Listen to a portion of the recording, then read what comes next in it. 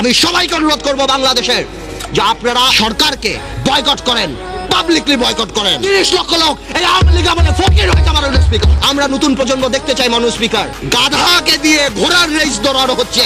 আমি জানি এই গাধা গন্তব্যে কোনোদিন পৌঁছাবে না। 30 থেকে 40 হাজার কোটি টাকা বিদেশে চলে গেছে মাননীয় স্পিকার। প্রথম আলোতে দেখলাম উনি মাশাআল্লাহ 1200 কোটি টাকা কামিয়েছেন। আলহামদুলিল্লাহ। এই টাকা দিয়ে করবে কি? 1200 কোটি টাকা দিয়ে বানিয়েছেন। এই সমন্বয়হীনতার অভাব, বারবার যে কোনো কাজে ডিউ ডিলিজেন্স ছাড়া বিরোধী দলের উপরে আঙ্গুল উঠিয়ে দেওয়া আর শুধুমাত্র বলা এখানে করাপশন, এখানে করাপশন। যে সরকার আমাদের টেলিফোন যদি ট্যাপ করা হয়, আমরা জানতে চাই সেই দরবেশা সেই মুরিদদের টেলিফোন কেন ট্যাপ করা হয় না? যেই দেশের স্বরাষ্ট্র প্রতিমন্ত্রী শাহরুখ খানের কনসার্টে যে মাটিতে বসে, সেই দেশে কি হতে পারে? বাণিজ্য কোথায় যায় আমাদের? নতুন প্রজন্মের রাজনীতিবিদ হিসাবে আমি এতটুকু ক্লিয়ার করে বলতে চাই যে সরকার বহির্বিশ্ব ফোন উঠে ঝগড়া করবে না। এটা তাদের diplomatic language. that we are concerned, we are looking into the matter. আপনি কল্পনা করতে পারেন মাননীয় স্পিকার, একজন অ্যাটর্নি জেনারেল ওই পদে বহাল থাকে, কিভাবে সে বসে বলে কে নোবেল প্রাইজ পাওয়া উচিত, কে নোবেল প্রাইজ পাওয়া উচিত না। এটা অসম্ভব। আমার দুঃখ হয়, আমার ভয় হয় যে মাননীয় অ্যাটর্নি জেনারেল যদি চাটুকারিতা করে আগামীতে ভবিষ্যৎ ল মিনিস্টার হওয়ার জন্য আমার বলার কিছু নাই। আন্দালিব রহমান পার্থের আজকের এই বক্তব্যটি সম্পূর্ণ শুনলে বুঝতে পারবেন আওয়ামী লীগ মানে সরকারি দলের দুর্নীতি সম্পর্কে সে কি তথ্য দিচ্ছে এবং এই বাংলাদেশের বর্তমান অবস্থা সম্পর্কে অনেক কিছু জানতে পারবেন। তাই আপনাদেরকে অনুরোধ করব আজকের এই ভিডিওটি সম্পূর্ণ দেখবেন এবং শেয়ার করবেন। চলুন তাহলে তার বক্তব্য শুনে আসি। আজ থেকে 3-4 বছর আগে যারা সেলফ ডিক্লেয়ার্ড ব্যাংক্রাপ্ট ছিল, আত্মস্বীকৃত দেউলিয়া, যারা নিউজ পেপারে বলেছিল 700 কোটি টাকা 800 কোটি টাকা লস, যাদের 1000 কোটি টাকা বরং, সেই দরবেশরা এই 2 বছরে ব্যাংকের টাকা শোধ করে আরো 10,000 কোটি টাকার মালিক হয়ে গিয়েছে। সরকার দলীয় সংসদ সদস্য যদি মনে করে যে আমাদের 2-1 নাম বলে, হাওয়া ভবনের নাম বলে এগুলি তারা পার পেয়ে যাবে না। একটা হাওয়া ভবন যদি থেকে থাকে, এই আমলে শত শত মুশকিল আসান সেন্টার বের হয়েছে মাননীয় স্পিকার।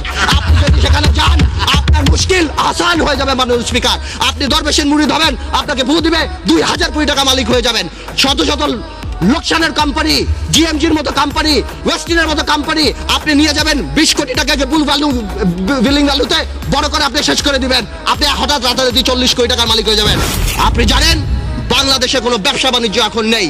এই মুহূর্তে সবাই 2 লাখ টাকা 5 লাখ টাকা ইনভেস্ট করে 5,000 টাকা কামাই করার জন্য চেষ্টা করেছে। এটা কি কোনো অপরাধ?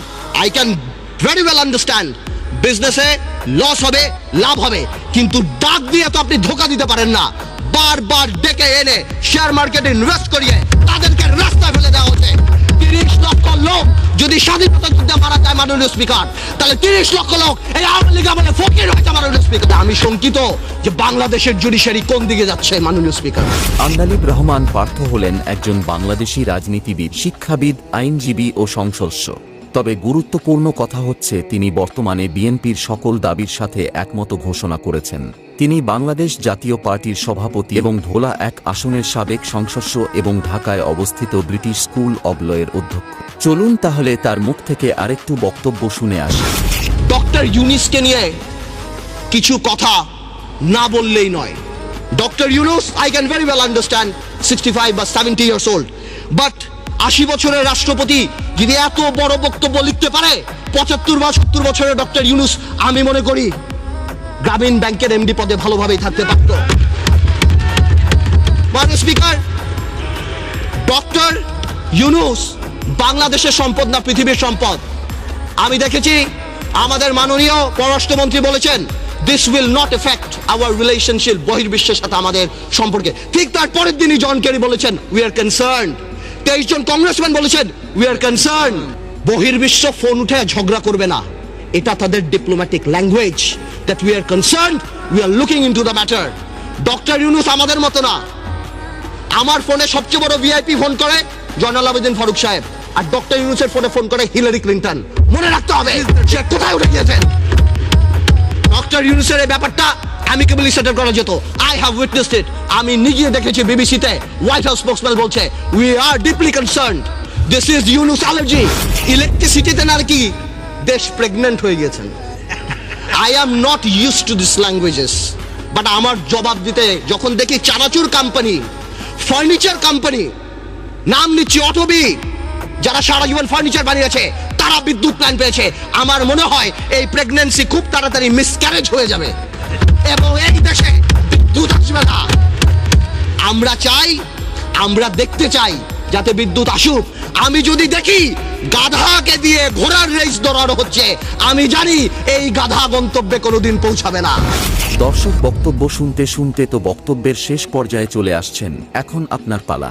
এই আন্দালিব রহমান পার্থর বক্তব্য আপনাদের কাছে কেমন লাগছে? আশা করি ভালো লাগছে। ভালো লেগে থাকলে অবশ্যই বেশি বেশি শেয়ার করে সকলকে দেখার সুযোগ করে দিবেন এবং আমাদের এই চ্যানেলে যদি আপনি নতুন হয়ে থাকেন তাহলে এখনই সাবস্ক্রাইব করে সাথে থাকেন, কারণ আমরা আপনাদেরকে সবার আগে আপডেট তথ্য দেওয়ার চেষ্টা করি। ভালো থাকবেন, সুস্থ থাকবেন, দেখা হবে নতুন কোন ভিডিওতে। সেই পর্যন্ত নিজের খেয়াল রাখবেন সব সময়।